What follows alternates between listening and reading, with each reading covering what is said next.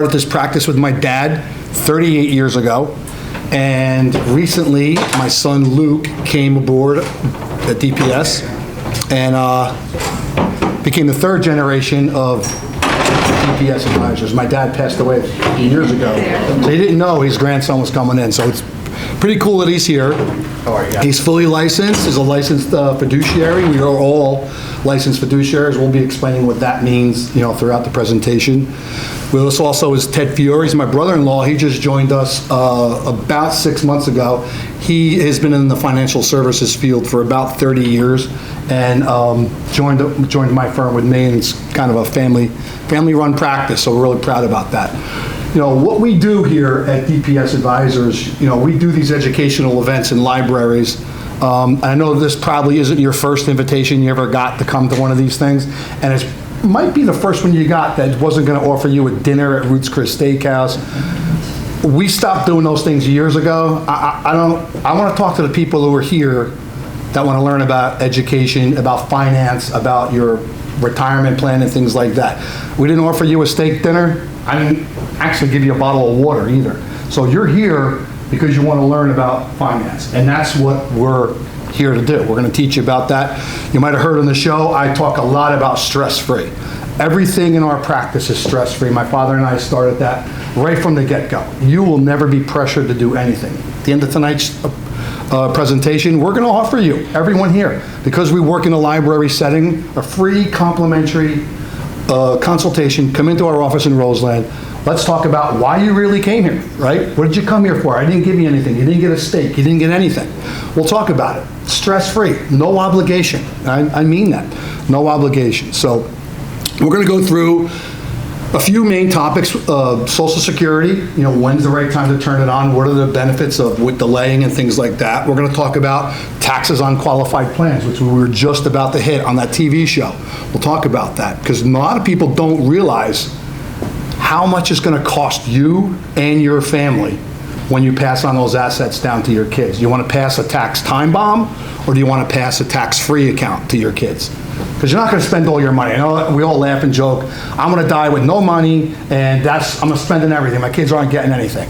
And we laugh about it because that can't happen. Because if you live one day longer than when you spent your dollar, you're in trouble. You're going to have to rely on your kids. So money is going to go to the kids, especially from your IRAs and 401ks. So we'll talk about that. Now we're going to talk about market volatility. I kind of hit on it a little bit in the show earlier on. Market volatility in retirement, or when you're in that retirement red zone, which is 5 years out, 5 years before you actually retire, okay? So we're going to go through this. We kind of, Chris in the back, our technology guy, kind of did a nice little, you probably haven't seen a presentation that starts like this. We're like the sun and the planets around it. So we have some, that's kind of pretty busy. We're going to be here afterwards for as long as you want to be. So we're probably not going to take any questions unless you hear me. So anybody have any questions? And I'll answer one or two or something. But when there's a larger group, we could be here forever. I know your time's valuable, so is ours. It's later on at night. We don't want to stay here till 9 o'clock. I totally respect your time. I know what that means. So I won't right now say we're not taking questions. I'll be here afterwards. You can ask me anything you want, and I'll be here to answer any questions, okay? This is compliance. You probably can't see it. I probably shouldn't say this because we're being filmed, but that's got to be up for like 2 minutes, and that means we're compliant, okay? It's just talking about nothing. We're not selling anything here tonight. You're not getting advice here tonight because, we don't really know anything about your situations. So everything we're talking about is in general. These are just facts of what's going on in different types of plans.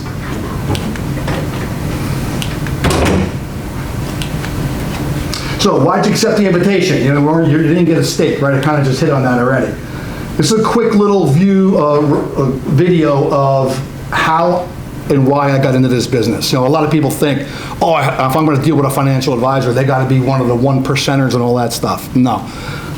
You're going to hear this quick little video, and I'll explain exactly how I got into it. I didn't come from a very wealthy family. My dad struggled as a beautician. My mom never worked, and we had 4 kids living in a 1-bathroom house. My first memory of money was when I was in grammar school, and I'll never forget, lunch was 50 cents, and my father would give my older brother the dollar, and I would have to meet him in the hallway and get the 50 cents change so I can buy lunch. So that's when I realized how hard it is to earn and how you have to respect the value of the dollar. Because I want my clients to know that the value of money is important to them and it's important to me.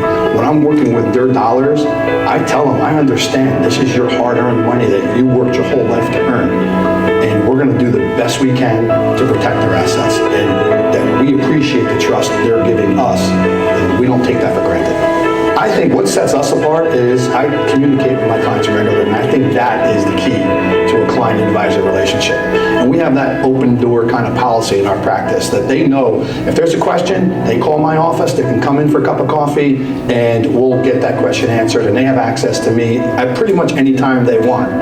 I don't think there's one set answer what retirement should look like. I think it's different for every individual that comes into your door. It really depends on the person, what their vision of retirement is. I get great satisfaction of helping retirees live out their retirement life and designing and implementing strategies for them and helping them reach their goals. When I started this business with my dad in 1986, I never thought it would get to the point where we are today where we're impacting people's lives in a positive note. I'm actually seeing where my kids have taken an interest in taking over this business with me as well. It's something that I created with my dad 30 years ago and something that hopefully will be around for another 30, 40 years when my kids are running it.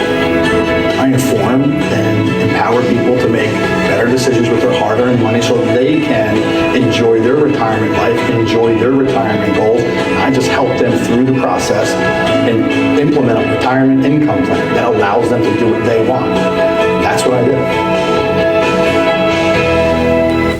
So we're not one percenters. Grew up in Roseland in a one-bathroom house, my family, and we learned the hard value of money and how hard it is to earn. So we've built that as our motto in our practice: educate and empower people so you can make better decisions with your hard-earned money. If it should be we're independent licensed fiduciaries.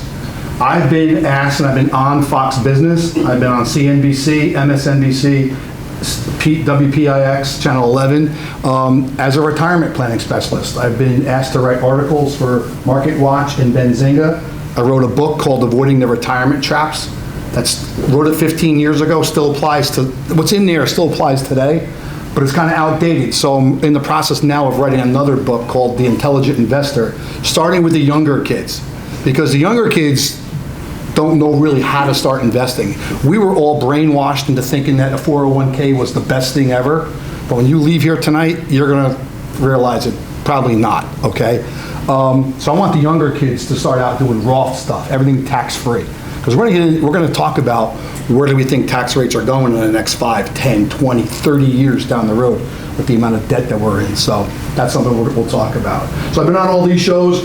In fact, Fox Business has a show on Sundays called The Wealth Council. It's a combination of advisors from all across the country, and we go in and talk about different retirement things and building investment plans. How do people retire? How to create income? I was asked to be on it. Was on 2 episodes already on Fox Business, and I think 2 more coming.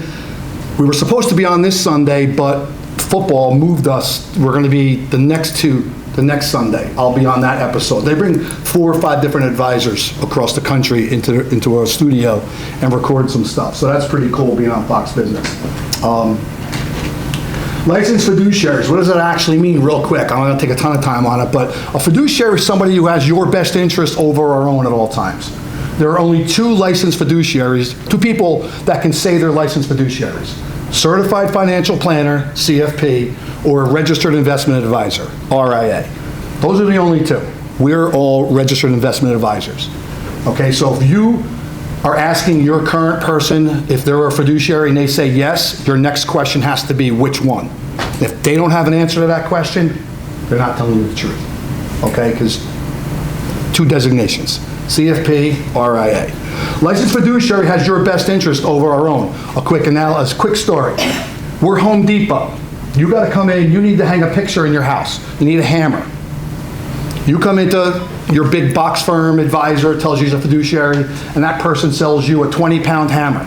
You asked them for a hammer, they sold you a 20-pound hammer. That's a suitable recommendation. That's what you asked for. That person will never get in trouble.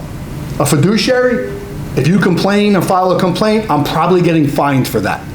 Okay, because a fiduciary is gonna say, hey, welcome to Home Depot. We're gonna go to aisle 20. I have hammers of all different sizes and ability. I need to ask you some questions. How's your health? Have you had any orthopedic surgeries? Do you have any issues, any heart issues, any medical conditions I need to know about? Let's find the hammer that's gonna be right for you, that you can actually use. Our standard of care is up here, whereas a regular broker has a suitable standard, that's it.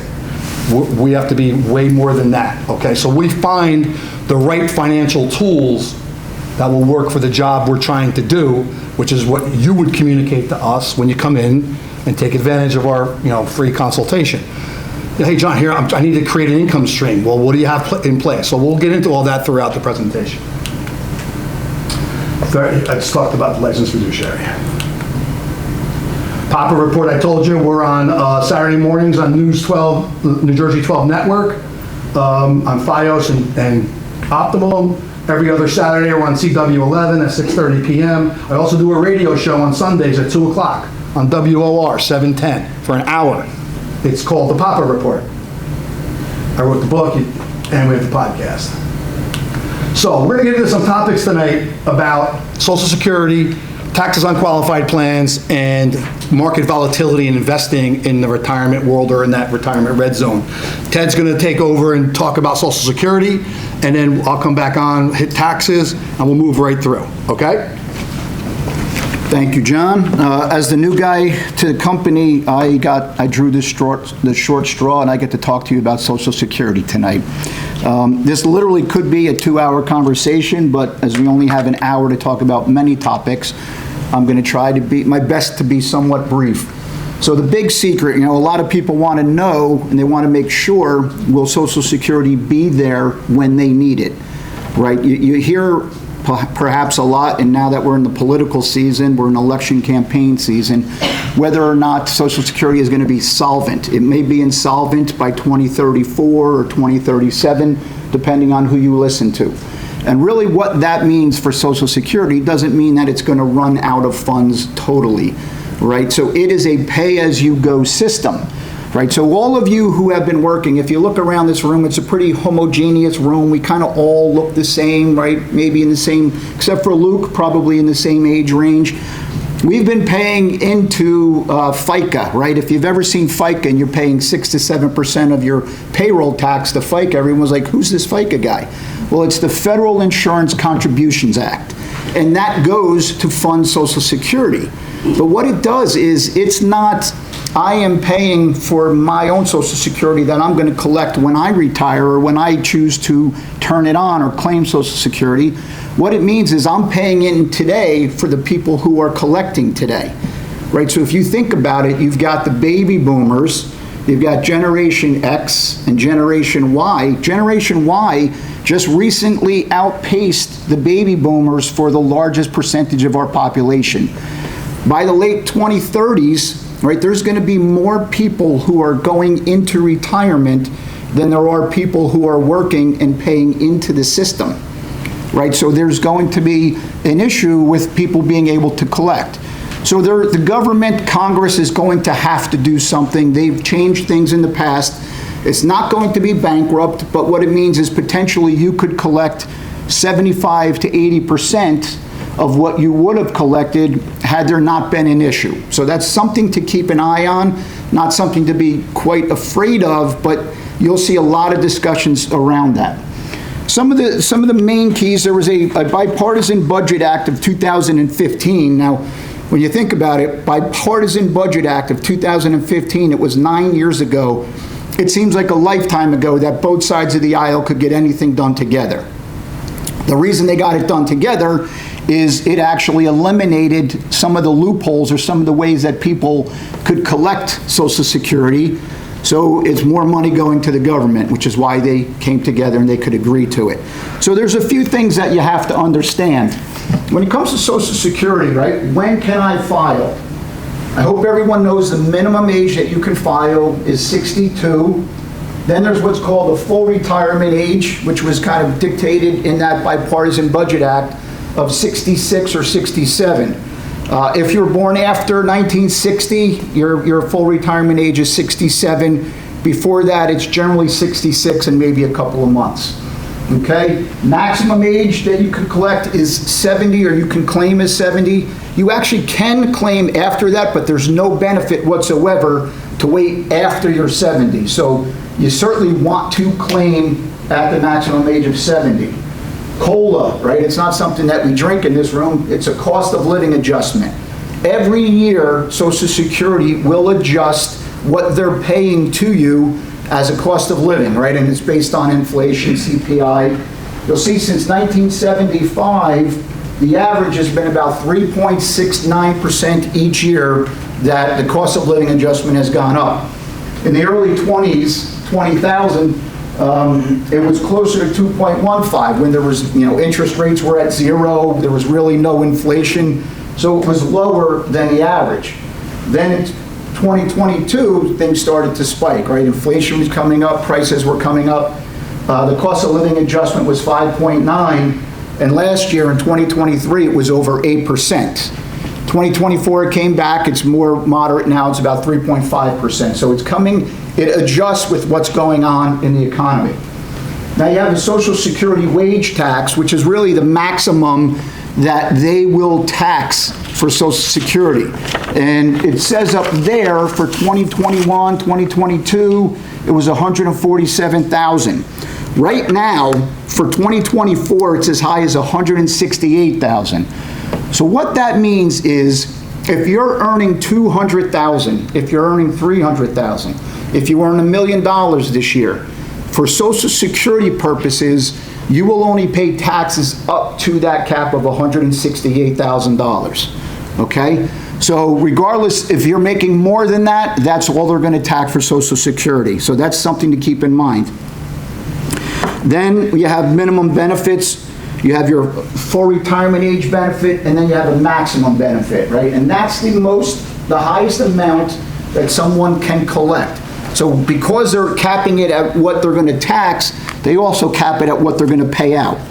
So for this year, for 2024, if you were to collect the minimum benefit at the age of 62, the maximum you could collect is $2,710. If you waited to your full retirement age of 66 or 67, the maximum you could collect is $3,822 a month. And if you waited to 70 and got the maximum benefit, the most you collect is $4,873. So you'll see there's a significant difference between the $2,710 had you collect at 72 compared to the $4,873 had you waited till you were 70 or so. So one of the things to consider, right, you want to talk to, honestly, as a financial advisor, we're going to tell you to talk to your physician, believe it or not, when it comes to talking about longevity. So I was born in 1966. If anybody else was here born in 66, the average longevity, expected longevity was 76 and a half years old. But the fact that I'm still alive now today means that I can be expected on average to live to 83 years old. If I was a woman, it would be 88 years old. All right, so people who are being born this year in 2024, the average life expectancy is 77 and a half. But if you've made it to the age of everyone in this room, the good news is you can expect longevity, right? You're going to probably beat the average of when the year you were born. Again, if you have any family history, if you have any history yourself, talk to your physician, because that is going to be a component of when you're going to choose to elect to claim your Social Security benefits. Does that make sense? Okay, so here's an interesting fact. It's interesting, but it can be considered scary, right? So when Social Security was created in 1935, right, it was created really not as your full retirement plan, but rather as 30 to 40% of the income that you were going to live on, right? So it wasn't meant to replace everything that you had while you were working. But the statistics are that 40% of single women or widowed women who are in retirement are now 100% reliant on Social Security, right? So it was meant to replace 30 to 40%, but 40% of all women in retirement now, if they're single or widowed, Social Security is making up 100% of the monthly income they have. For married couples, it's as high as 30%, right? So there are other things that we need to talk about, we need to do to make sure that we're supplementing what we're receiving in Social Security. So I just want to give you an example of the benefits potentially of waiting to an older age to retire, to claim Social Security. So these are existing clients. We changed the names to protect the innocent. But Ron is 68. His wife Nancy is currently is 60. Nancy's 58, right? So if Ron's expectancy is 85 on all three scenarios here, Nancy's is 90 on all three scenarios, and for the purposes of this illustration, the mathematics here, we're going to assume that Ron lives to 85 and Nancy lives to 90, right? If Ron and Nancy both begin to claim benefits at the age of 62, their cumulative benefits together would be $1.659 million, okay? Until Ron passes away at 85, Nancy at 90. If Ron and Nancy actually wait till the full retirement age of 67, because they're in the age bracket that full retirement age is 67, together that benefit would have gone from 1.659 to 1944, all right, by waiting until their full retirement age.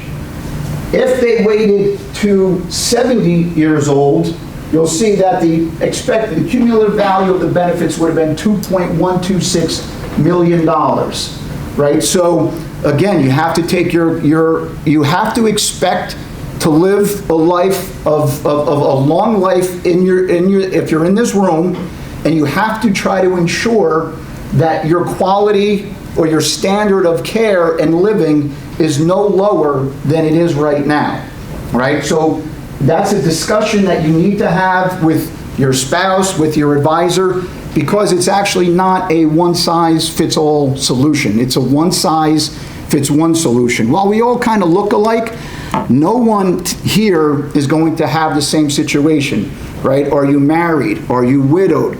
Do you and your spouse both have living parents? My parents are both alive at the age of 84. I've had a grandfather live to 95. So I can expect, a long life expectancy. I have to plan for that. Do you have adult children? Are any of your adult children living with you? Are there any type of long-term care needs that either of you have or are going to have? Do you have grandchildren that you're going to want to take care of? So everyone's situation is different. 2017, the Social Security Administration conducted their own study.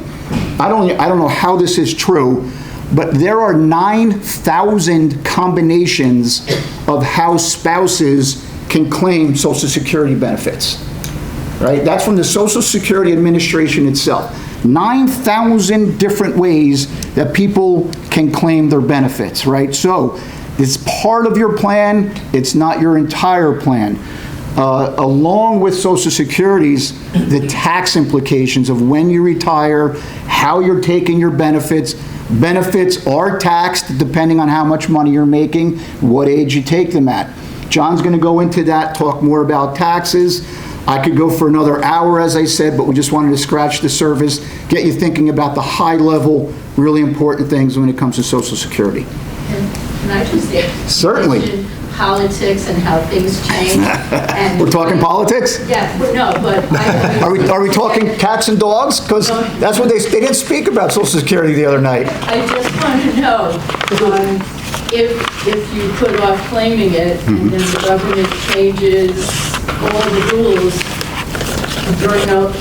are people going to be grandfathered in? So great question, right? I mean, Congress, it was enacted in 1935. It's, again, not an entitlement, it's a pay-as-you-go. So the people who are paying in should have an expectation that they're going to get money back.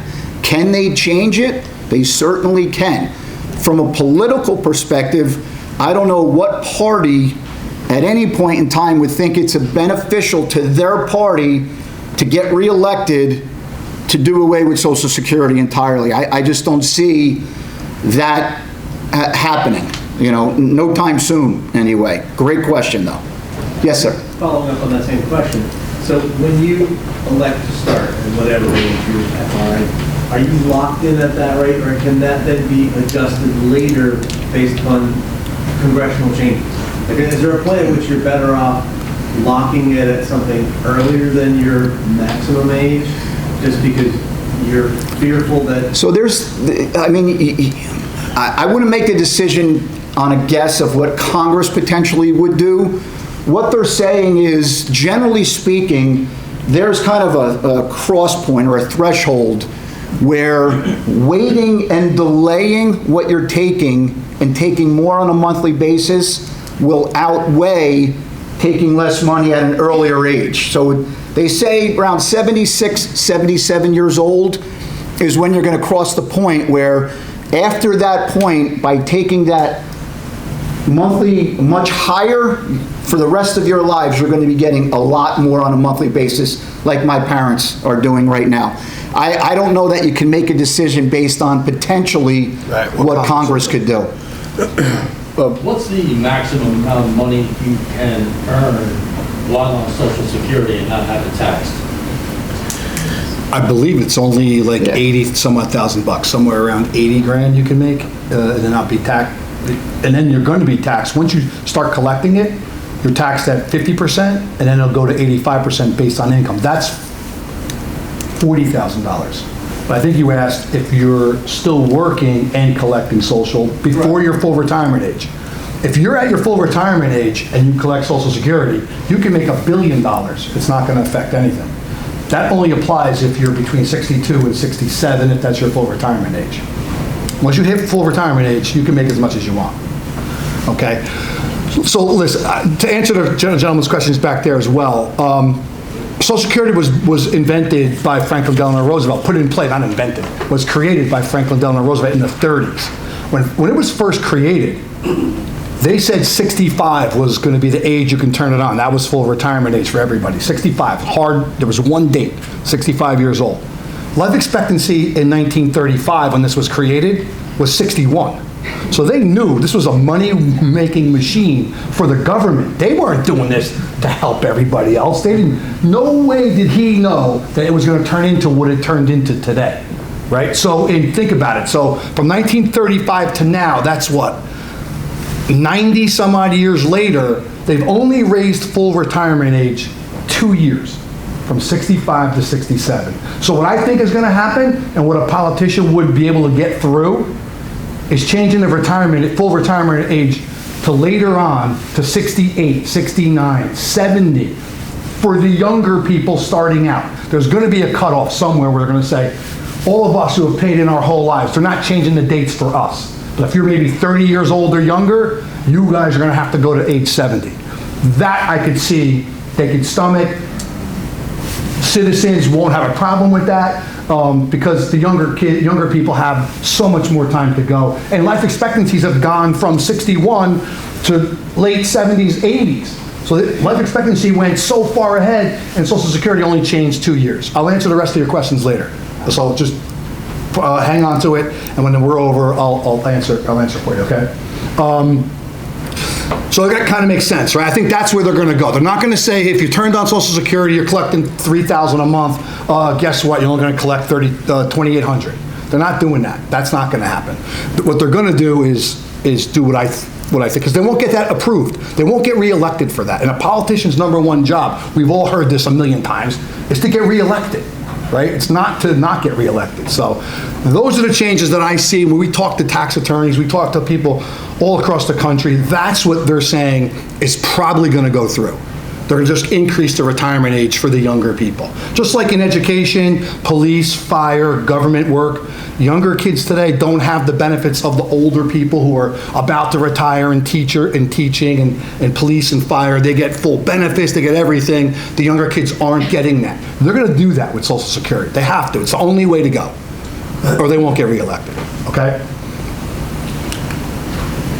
So now we're gonna hit the topic that we were about to hit on the TV show. Income tax on your qualified plans. How many people in here have 401k, 403b, 457, TSP, all the different plans that you put money in on a regular basis, and you have this big pot of money in this qualified plan? How many people? Raise your hands. Almost everybody, right? How many people is that retirement plan probably your largest asset, maybe even larger than your home, or one of your largest assets, right? Okay. Let me ask you a question. Where do you think tax rates are going to be going in the next 5, 10, 15, 20 years? Higher, right? So when we were sold this bill of goods, and I was an advisor selling them, I was going to small businesses, and I told you I started off with my dad. He was a beautician for the first part of his life, and then he couldn't do it anymore, so he sold life insurance, and I started selling life insurance, and we got in this business, right? We would go around to small businesses. Like if you worked for a large company, you got your pension, and you got all that stuff. But the small people, the pizzerias, body shops, they didn't have anything. So we were going in and putting in small 401k plans and telling everyone, you're gonna save money, you're gonna get a tax deduction for it, and you're gonna be in a lower bracket later on than you are now. It's the best thing ever, save as much as you can. And some of these companies are gonna even match some of your benefit. Sounded like a great deal, right? Fast forward 40 years later, I don't know, we see people every day. Nobody is in a lower tax bracket than they were when they were working. Not up in this area. Nobody. So if I came into your 401k room and I said, okay, ladies and gentlemen, here's what we're gonna do. I got this great plan. You're gonna put money away out of your paycheck every week. Every week you get paid, you're gonna put money away, you're gonna get a tax deduction for it, you're not gonna pay any taxes on the earnings. But when you go touch the money later on, I have no idea what the tax rate's gonna be when you go get that pot of money. I don't know if it could be 20%, 30%, 40%, 50%, 80%. Do you wanna sign up and sign up for that plan? That's what we all did with the 401k. Nobody's factoring in the taxes that you're gonna pay. But now, as a retirement planning expert, we switched over this about 15, 18 years ago. I'm like, this is crazy. People are gonna get crushed in taxes. And that was before we were $35 trillion in debt. Our country is 35. More importantly than Social Security going bankrupt, our country is gonna go bankrupt if we don't have a solution to that problem. So what's the only thing the government can do? Is raise taxes, right? Because they don't make anything, they only raise taxes. How much money do you think is out there invested in all your 401k plans, all your IRAs? How much money do you think in the United States is invested in those plans right now, sitting right now, that's never been taxed? Roll out some numbers. It's in the trillions. $40 trillion is sitting in untaxed funds, 401k, IRA, whatever. Do you think it's going to be easy for a politician to say, we're going to change the taxes on the qualified plan distributions, rather than saying, we're going to take the single tax bracket and move it from 24 to 35? Who's going to vote for that? They're going to vote for tax the rich, tax the 401ks. So your pockets, and you guys all just raised your hands and said it was you have it, it was probably one of your biggest assets, is going to get crushed in taxes, right? $40 trillion in untaxed qualified plans. So what we do with people is say, why don't we look at some strategies? First of all, you got to understand what the problem is, right? So the problem that we see, and I'm going to go over and switch our computer around, and I'm going to show you, we have a calculator that you can go to our website. This is so important. We built a website, dpstaxbill.com. And you can go there and you can plug in some of your information, your IRA balances, your age, your expected rate of return, and it'll calculate the taxes you're gonna pay on your distributions, and it's gonna calculate the taxes your kids and grandkids are gonna pay when they receive those funds. When you do that calculation, you're gonna be like, what the? It's crazy. So tonight, I'm gonna show you an example tonight. This is the first time I'm doing it live like this. I normally have it printed out already, but I'm gonna try it live, all right? You guys bear with me for a second. 3 fingers, right? Okay, look at that. I'm learning. So let's say 60 years old, you have $500,000 in your IRA. Everybody see that? Is that pretty good? Okay. Hold on. All right, listen, I'm really good at what I do, but technology is not good. I'm not good at that. So we're gonna, they want to just make it a little bit bigger. Command plus. All right, you just stay here then. Don't go anywhere. Is that gonna change because we're...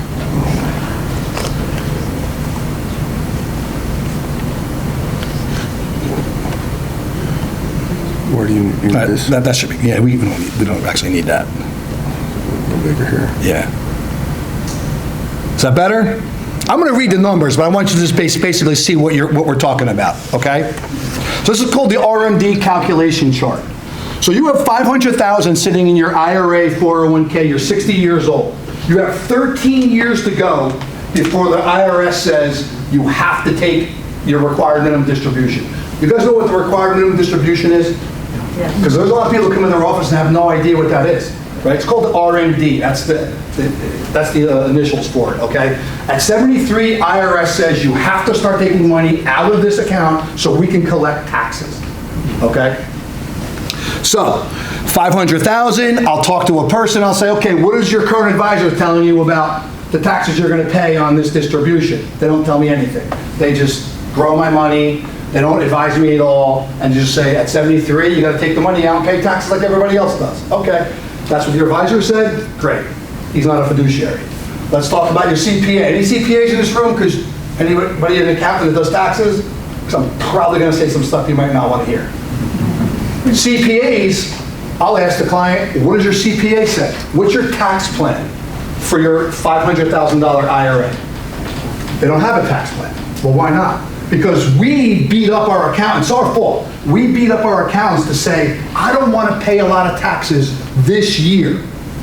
So if you think an accountant's going to recommend a plan that's going to make you pay some taxes this year on a Roth conversion, but you're never going to pay taxes ever again, and you're never going to pay taxes, your kids are never going to pay taxes. We all just said here, raised our hands and said, we all think tax rates are going up. Well, I could be perfectly honest. Every accountant I talk to, every tax attorney I talk to, we talk to them regularly. They are all in agreement, tax rates are going up. So would you think, if you had a bucket of money that's never been taxed, would you want to take that money out when the tax brackets are the lowest they're ever going to be in our lifetime? Or do you want to take that money out when they're going to be at the highest levels they're going to be?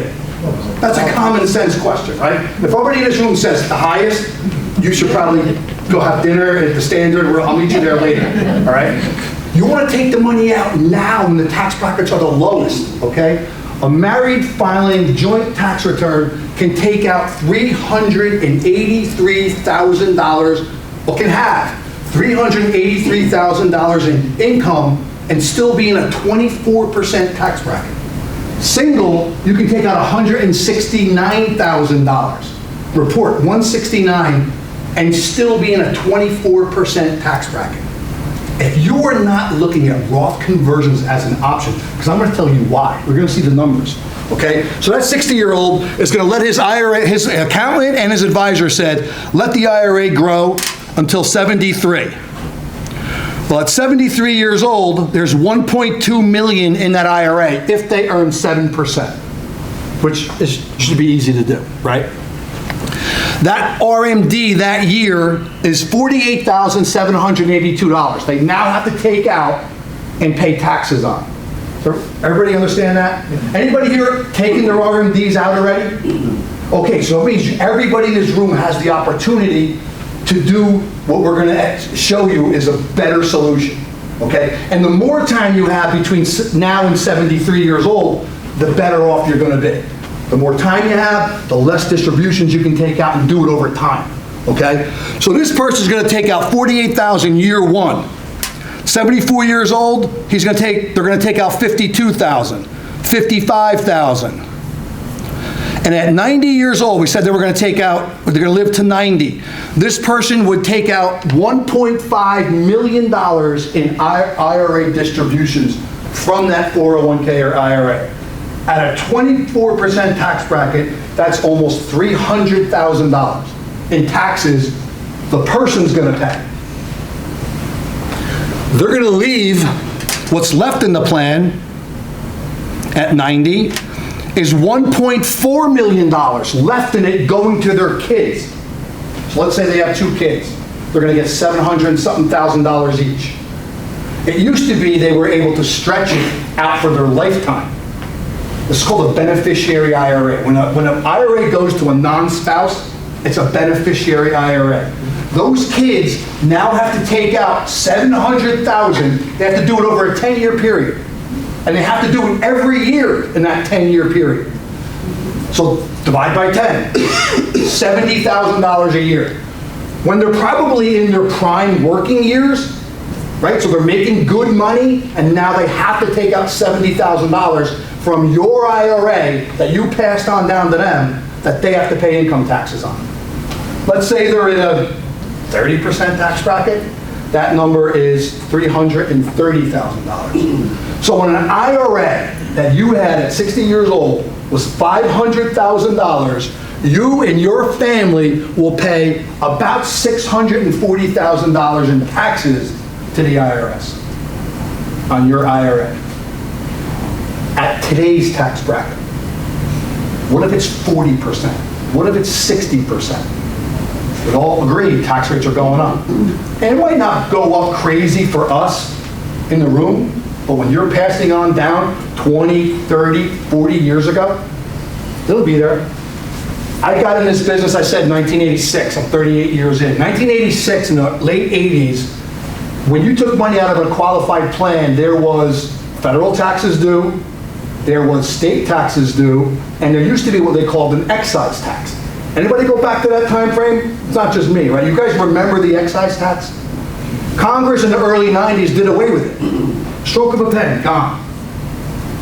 Well, now we're in the situation we're in now with the debt that our country's in. You don't think with a stroke of a pen, they're not gonna go back and tax qualified plans even more because we're the wealthy people in this world? And it's taxing the wealthy? That's the message all we hear. Tax the rich, pay their fair share, pay their fair share. That'll pass through a vote by people every day of the week. But raise my income tax bracket, I'm never voting for you. Tax 401ks, go ahead, I'll vote for you. So think about it, 40%, let's move the tax rate to 40%, you're looking at paying $800,000 in taxes. So, why do I say the earlier the better? So does this make sense?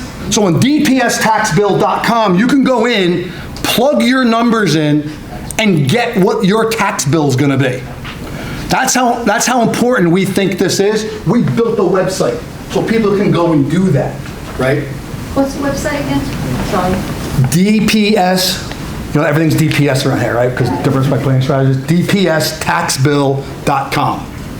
You plug in, it's gonna ask you your information, your age, your account balance, your expected return, and you have to throw in some tax bracket numbers. Simple information. You could change it around, increase it, the tax rate and all that, and you'll get sick, but you could do that, okay? Does that make sense? So do we want to take money out when the tax rates are lowest or when the tax rates are going to be higher? When do you want to do it? When they're lowest, right? So in this situation, person has 13 years to go. So what did we say to them? Married filing joint return, you have up to $383,000. Why don't we do what we call a Roth conversion? Let's take some of that money out on a regular annual basis, pay a little tax now at that lower tax bracket, put it in a pot that's never going to be taxed ever again. I don't care if the government says tax rates are 100%. And then when you pass it on down to your kids, they don't have to pay taxes either. So we're going to pay a little tax now to pay nothing later. Now, For everybody sitting in the room, it's like, yeah, you know what? Well, that means I got to pay some taxes. You know, I'll hear my accountant. You don't want to pay more taxes. I hate, you should be looking at Roth conversions. I don't care what your accountant says. I argue with accountants every day. So thank God there's none here, because they have blinders on. They're not looking at the big picture. And it's partly our fault, because we say, I don't want to pay a lot this year. Make me pay less, make me pay less. In this case, you want to pay a little bit now to get tax-free later. So let's go. Roth conversion. So what we did was, we showed they can take out $78,000 a year and convert that money into a Roth IRA. As a quick question, do you think that they would ever change that with Roth IRAs to tax them? What? No, they'll never do that. What they might say is, starting this year going forward, they're not allowed anymore. You can't put any more money into them. That could happen at any time. But while they're alive now, while they're going, they'll never go back and say, because when you put the money in there, that's after tax money. So you've already paid the tax. If they go back and say that will never happen. That's double tax. So when Roth IRAs first came out, I was, again, in the business in the early 80s. Roth IRAs came out in the late 90s, I think, maybe late 90s. You can convert all of your IRA. Now think, mind you, I went around and sold 401ks to all these small businesses. I had tons of clients. When they first came out, you could defer the tax for 3 years. You could pay it over a 3-year period. I could count on my hand how many of our clients took advantage of it, because they didn't know about it, they weren't sure or whatever. Now you don't have that capability, you can't do it. It has to be, you pay the tax the year you do it. So now that person can have, they pull out $78,000, they pay a little bit of tax on it in a 20-some-odd% tax bracket, and you're in a much better scenario. Your money grows. They'll now have, at 65 years old, at 73 years old, they're gonna have over $1 million that's gonna create tax-free income to them. And then they're gonna have money left over to give to their kids that's gonna be tax-free to them. Now, Is that per couple, 78,000? this situation was a couple. Yeah, it was $70,000 for the couple.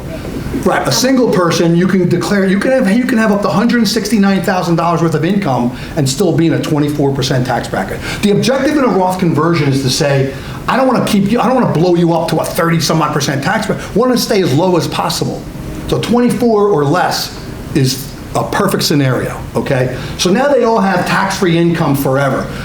Who here is paying for Medicare, paying taxes on Social Security? That's based on how much income you show, right?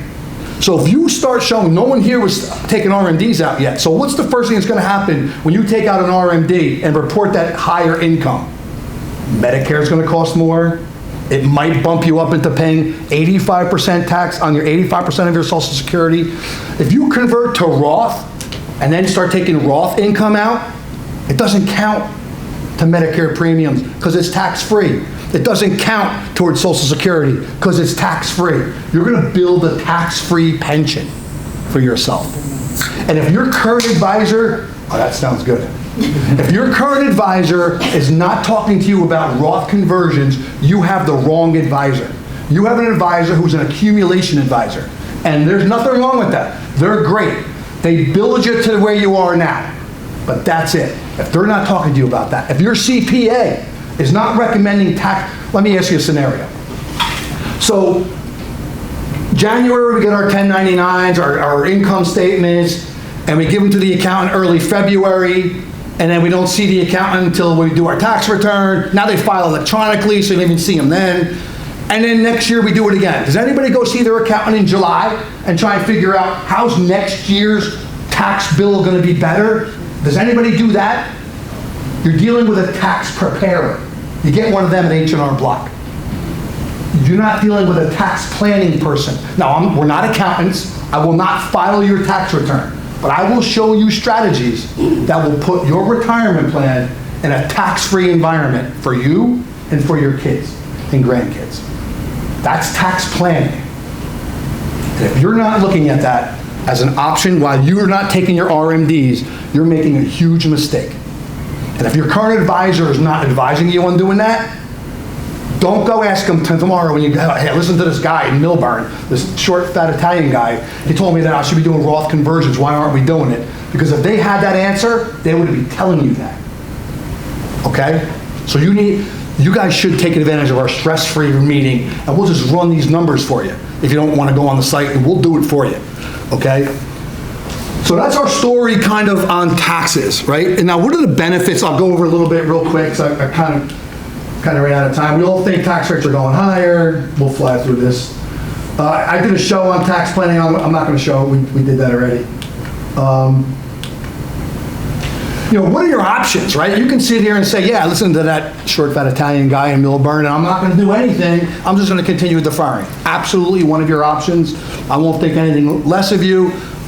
That's fine. You're allowed to do what you want to do. This is America. Do whatever you want, right?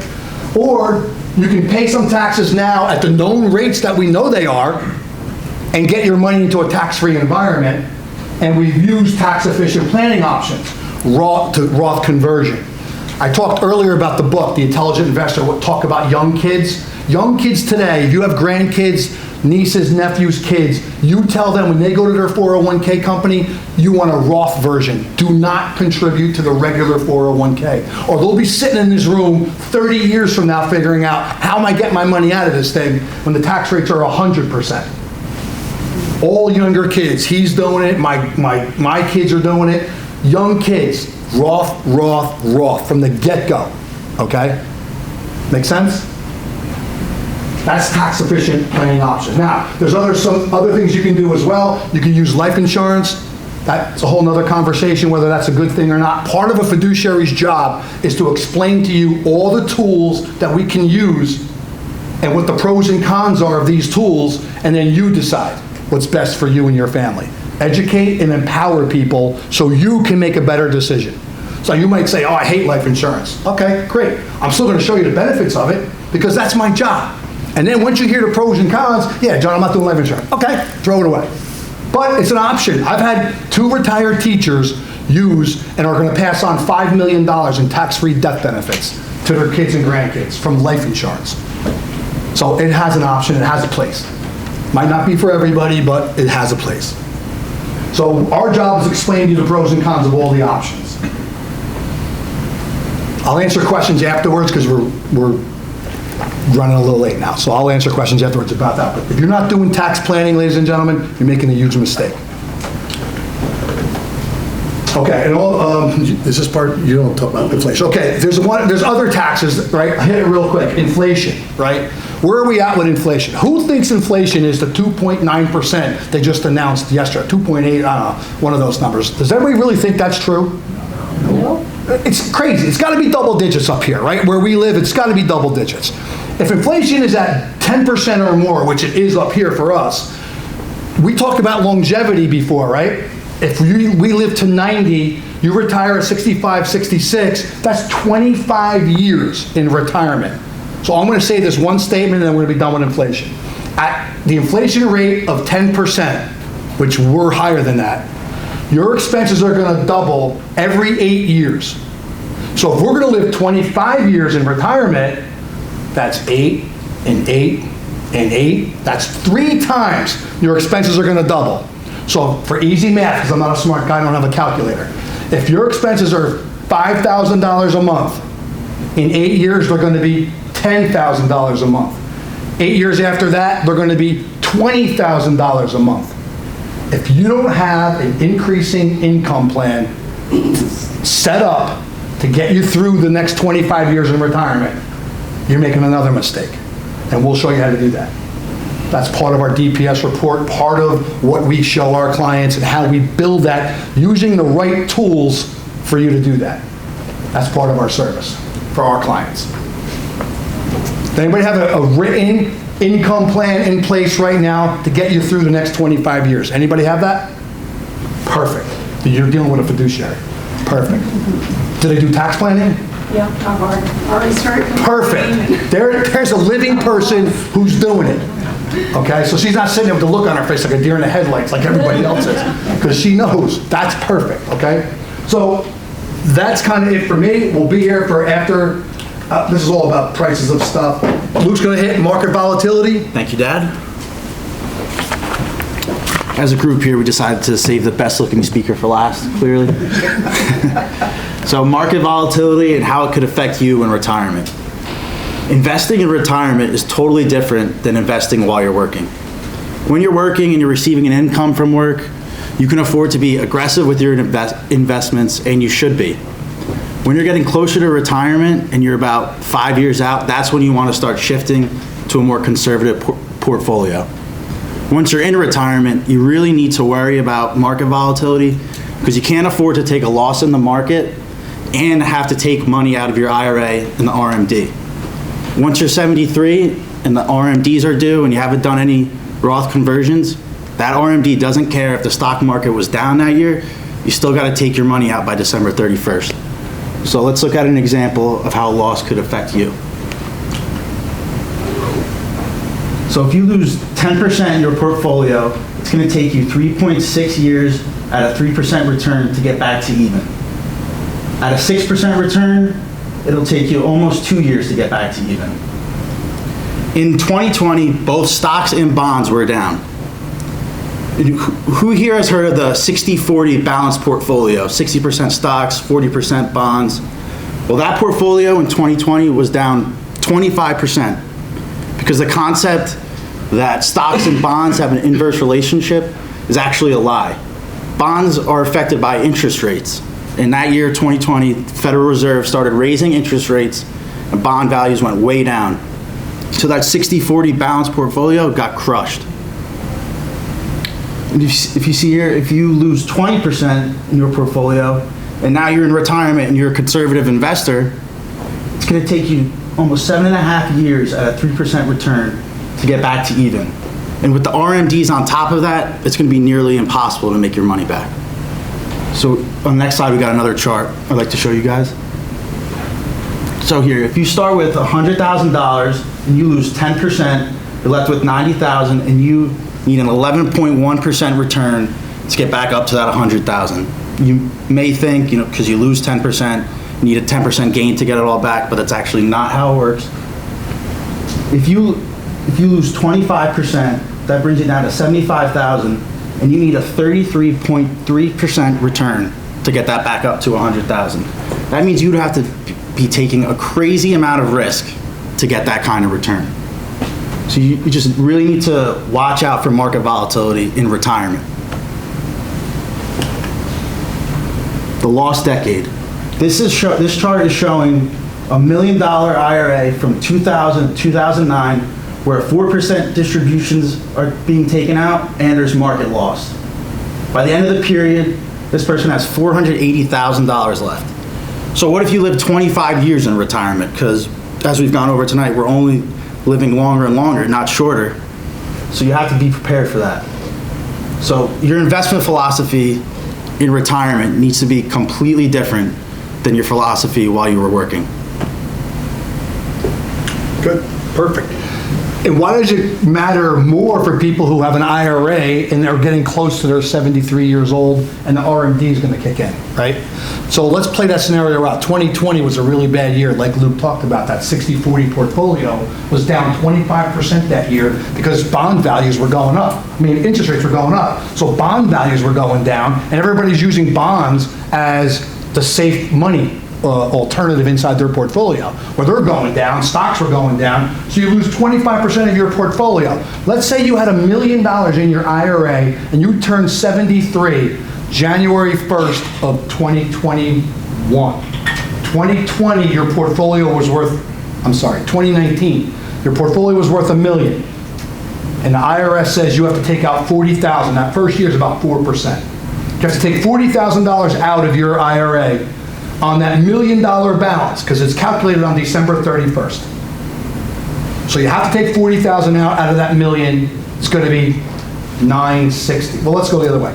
You're going to lose $250 because the account was down 25%. So your IRA went from $1 million to $750 throughout that next year. You still have to take out your $40,000 RMD. Take that $40,000 out of the RMD, you have $710 left at the end of the next year. You're living 25 to 30 years in retirement. Year one, you're down almost 30% because the market was down and you're pulling money out of your portfolio. See, when you're growing your account and contributing into these plans, You want market volatility because you're buying more shares of stuff. You're buying stuff on sale, like Kristen said. You heard the show before. You buy stuff on sale. So when you're building the plan, that's great. But when you start pulling money out of the plan, or if we're going to start doing Roth conversions, that's taking money out and moving it to a Roth IRA, you really have to be careful on how you're investing.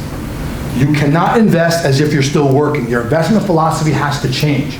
And part of the benefit you're going to get when you come in to see us, we do a DPS report. That means we're going to analyze your current investments. We're going to run it through Morningstar, Quanti, Riskalyze, and we're going to see how much risk you're taking in your portfolio. Because most people come in and they'll say to me, hey, I'm a conservative investor. I don't want to take crazy amount of risk. I'm like, that's great. Here's your Fidelity statement. Let me run it through my companies, our third-party people. We're going to analyze it, and it's going to come back. And we'll see what your statement says. Your statement says you're probably a moderate to an aggressive investor.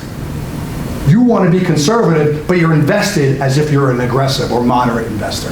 So that's part of what you're going to get in this DPS report, a complete analysis of everything that you have inside your statements, whether it's stocks, bonds, mutual funds, whatever, the costs, the fees of those things. We're going to break that all down into a nice condensed diversified planning strategies report. It's complimentary. You're under no obligation. I don't care how much time it takes us to run these analyses. No obligation. But you need to educate and empower people so they can make a better decision with their hard-earned money. That's what we're trying to do. We'll help you. We'll run the analysis. We'll talk about your qualified plans. We'll talk about the taxes. We'll talk about all the different things that can affect you at your age and going forward, okay? So everybody, you might have heard me talk in the show before that we were playing. Some of you heard the whole show. I talk about, we always have this 3 investment world discussion. Most people don't have a clue as to what your investment options are, okay? My job as your licensed fiduciary is to explain the pros and cons of every investment tool that's out there for the job you're trying to solve, for the job you're trying to do. So if we're in the aisles for hammers, I'm going to show you all the different hammers that are available and the pros and cons of each one so you can make a better decision with your hard-earned money. We're going to talk about all the different places where you can invest your money. Banks, insurance companies, Wall Street, every which way. We'll tell you the pros and cons of it. I have that conversation with every person that comes into our office. You don't need to take a picture of it because we're going to give you the chart. I'll give it to you when you come in, okay? It's a free analysis. We ran a little bit over time, not too much, but a little bit. I talked a little bit too much this time, I think, right, Ted? Definitely more than me. Definitely more than you. So here's what we're going to offer you guys. You know, everybody in this room is going to get an opportunity. You come in, Susie, Luke will be outside. They have our calendars. In the next 2 weeks, we have open dates everywhere. It's an hour of your time. Our offices are located in Roseland. Maybe it could be half hour. It depends on how many questions you ask. We're going to give you, you bring your statements in, we're going to give you an analysis. We don't do it then. It takes us about a week or 2 to do it. So you come in, we'll have a conversation about, hey, why did you come here? Why did you come to Millburn on Thursday night, not watching Thursday night football, with no water, no steak, to hear me talk about finances? Let's have that conversation and really talk about why you came. And then we'll run the analysis for you. And then we'll run, if everybody here raised their hand about IRAs and 401ks, we'll run your tax analysis and we'll have a conversation. And then we'll go from there. But everybody here is entitled to that. No cost, no obligation. So with that, we're done as a group. They're going to be outside. If you want to make an appointment, it might take you a minute or 2 just to be out there to get their calendars there. And hopefully you're going to come in the office. We're located in Roseland, right off of Eisenhower Parkway. It took us 15 minutes to get here from Millburn from Roseland. So with that, we're done. I'll answer any questions you have. I'm going to stay here. I won't leave until everybody's questions are answered. So thank you very much, and hopefully we'll see you in the next 2 weeks. Thank you. Thank you. I'm here for any questions, so you can ask anything you want. Who's going to say, we're front row, we'll go first. Exactly, you're here first.